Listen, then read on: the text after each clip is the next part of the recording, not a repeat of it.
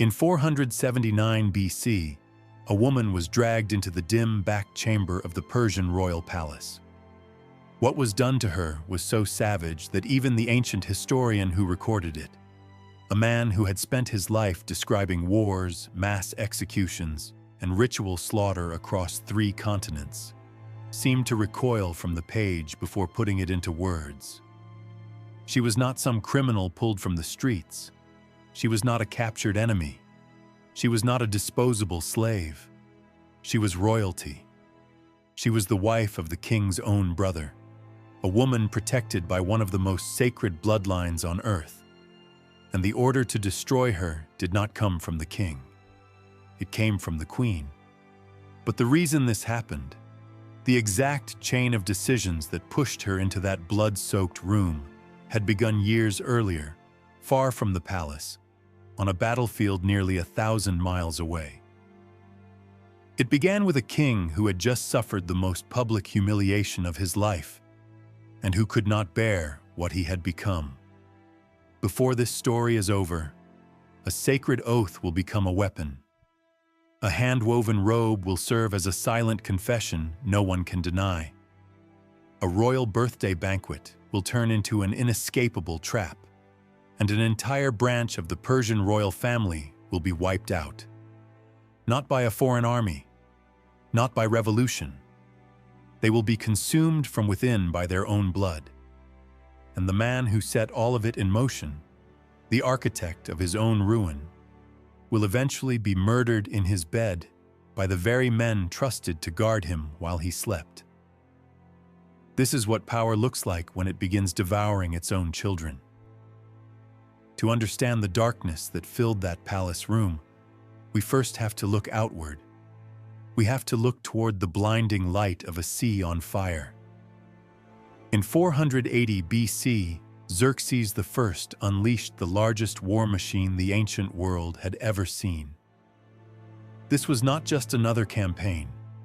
It was an attempt at total erasure, a colossal effort to wipe Greece from the map and avenge the defeat his father, Darius I, had suffered at Marathon 10 years earlier. Xerxes inherited that grudge and turned it into something personal, something almost apocalyptic. Even conservative estimates suggest more than 200,000 men marched under his banners. To grasp the scale of that force, remember this. The Greek city-states could barely gather a few thousand soldiers at a time.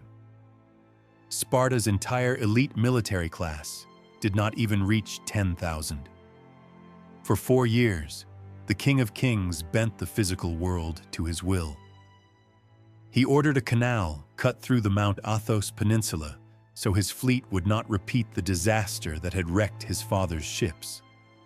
He built vast pontoon bridges over the Hellespont.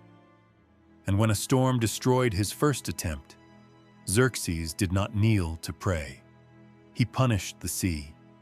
He ordered the waters to be whipped and branded with hot irons. History often dismisses that act as madness. It was not madness. It was theater, a calculated performance of supremacy. Xerxes ruled an empire of many peoples, cultures, and languages. His power depended on a fragile illusion that he existed on a plane above ordinary men, and punishing the ocean sent a message to his army. Even nature itself was expected to submit. For a time, the illusion held. Xerxes' armies crossed into Europe. At Thermopylae, a Greek rearguard led by 300 Spartans held a narrow pass for 3 days, buying time for the rest of Greece.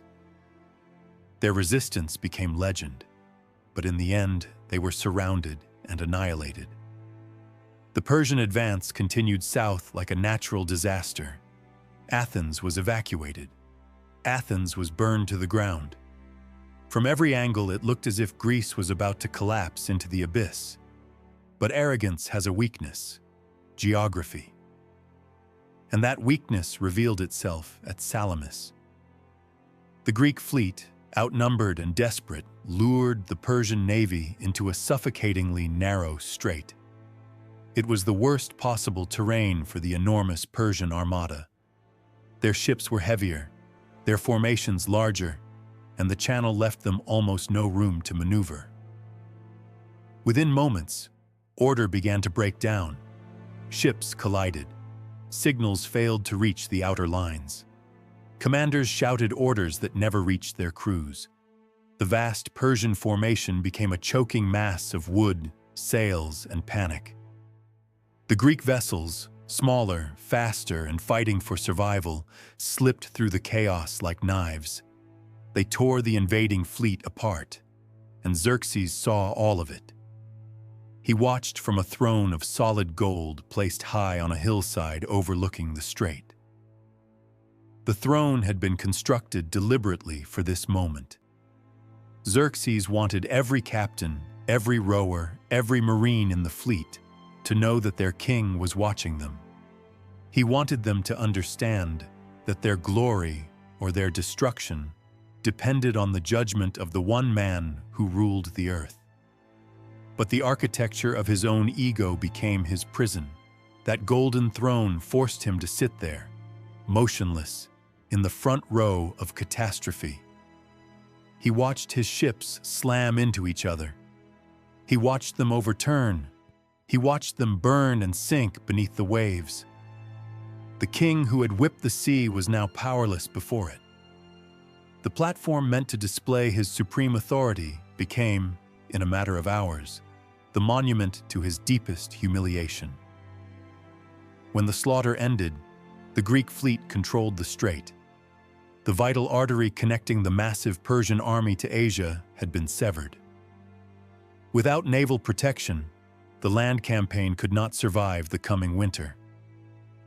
Standing before the smoking waters of Salamis, Xerxes made a decision that would echo through everything that followed.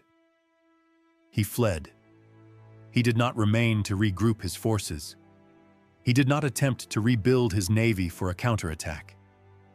He withdrew completely from Greece, leaving behind his general Mardonius with 80,000 soldiers to continue the war. A year later, those men would be annihilated at the Battle of Plataea. Xerxes never returned to Greece. He never launched another Western campaign. And it is here, in that humiliating retreat, in the heavy silence that followed Salamis, and in the 14 years that followed, where the true tragedy of this story begins. Because when an emperor loses control over the outside world, he almost always turns inward and begins devouring the world closest to him.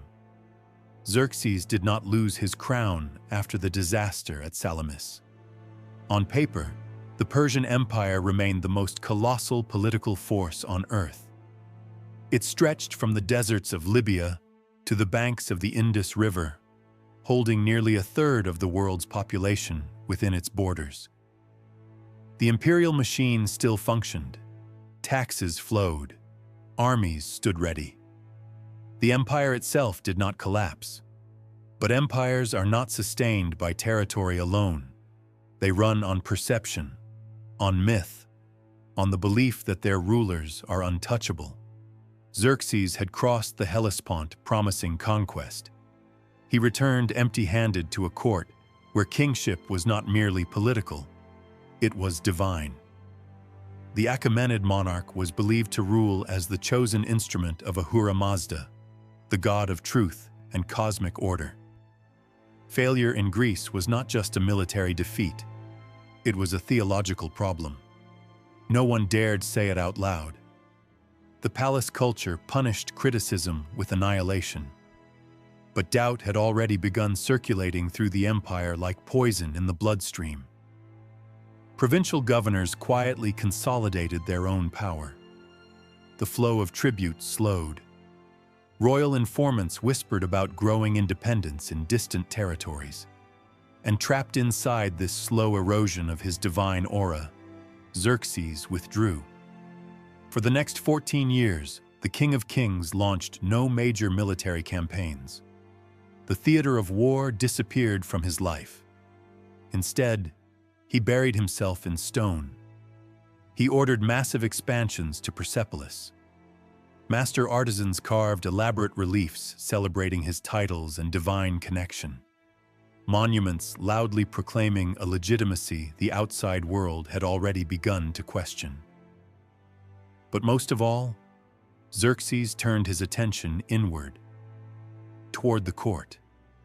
Because when a man with absolute power loses control over the global stage, he often tries to reclaim dominance over the intimate one. And the royal court was a labyrinth filled with relatives, nobles, servants, and rivals whose lives depended entirely on the king's favor. Within that labyrinth, one figure began to occupy Xerxes' thoughts. He had a brother named Mecystes. Mecystes was no ornamental royal relative. He was a decorated general from the Greek campaign and the governor of Bactria, a massive frontier province covering what is now Afghanistan and parts of Central Asia. It was one of the most strategically important and militarily capable regions in the empire. Mecystes was royal by blood, powerful by position, and essential to imperial stability. Mecystes also had a wife, and Xerxes desired her. The historian Herodotus records this with chilling clarity. Xerxes pursued her relentlessly, and she refused him.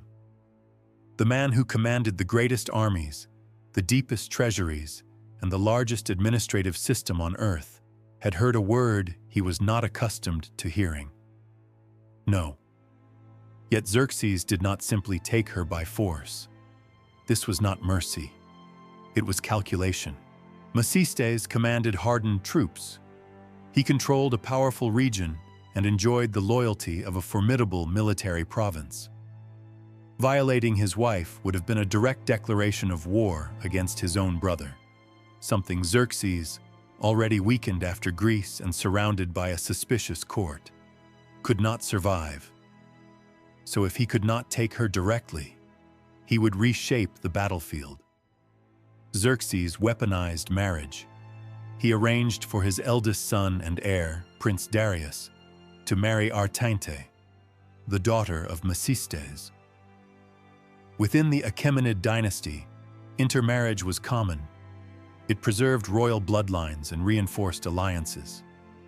To the court, the arrangement looked perfectly normal. But beneath the silk and ceremony was something far more calculated. This was not about union. It was about proximity. By bringing Artainte into the household of the crown prince, Xerxes pulled Mecystes' entire family closer to the center of the royal court. Social obligations, seasonal visits between Susa and Persepolis, family gatherings. Suddenly, Mecystes' wife would be drawn regularly into the king's orbit. The trap was elegant. But proximity is dangerous, and closeness has a way of dissolving original intentions. Because something unexpected happened. Xerxes' desire changed. His attention drifted away from the mother and fixed itself on the daughter, Artainte, the woman who had just married his own son. This was no ordinary affair. It shattered multiple sacred boundaries at once. She was the wife of his son, the daughter of his brother, his own daughter-in-law. Each of those ties represented a sacred line within the royal family, and Xerxes chose to step over every one of them. Unlike her mother, Artainte did not refuse him. History never preserved her true motives. It could have been desire, it could have been fear, or it could have been the cold survival math of palace life, where the favor of the most powerful man in the world was sometimes the only protection against death. Whatever the reason, the affair began in secret, inside a palace designed to observe everything, yet the court pretended not to see. Because in royal courts, survival often depends on a rare professional skill, strategic blindness, but secrets demand discipline. And Xerxes, intoxicated by the sense of power he had regained inside his own palace, was about to make a mistake that would set the entire empire on fire.